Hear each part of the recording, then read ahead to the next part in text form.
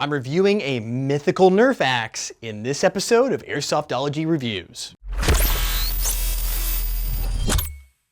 All right, so you guys probably don't need an introduction on this one. You know what this is, and this just isn't any Nerf Axe.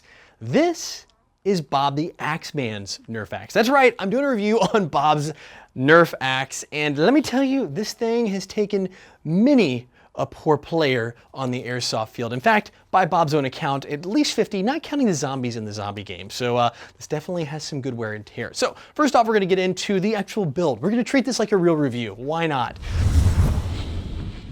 So, starting with the front, we're going to work on our externals. We're looking at a full foam axe, end to end. We're looking probably about 27 inches, I guess, in length, maybe a slight bit shorter depending on that. Weight is actually very well balanced. Comes in about a pound, maybe a little under.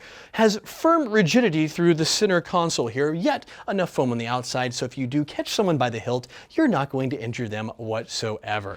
Moving on to the blades of the side, they are, of course, made of foam. Nice and bendy, so no problem. In fact, this one, according to Bob, got caught on a player after he axed them. The kid ran off and of course sliced this, and it led to a very interesting fire extinguisher incident where he actually broke a fire extinguisher and exploded everywhere. But yet again, this axe survives. So the durability of this product is apparently off the charts.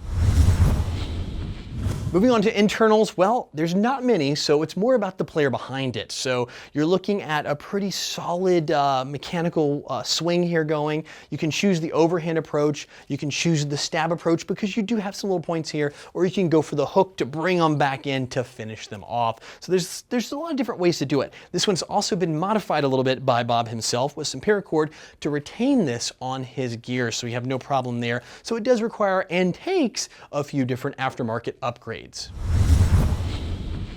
Moving on to the Chrono section, of course no review would be without that. We're looking at probably around 20 to 30 feet per second. That's going to be your average good swing on the axe to get things going. So this is definitely going to be well within the limit of all your fields on the Chrono. Although the weight of this unit is a bit high, I think the FPS, the low FPS, will get you under that 0.20 gram conversion, no problem.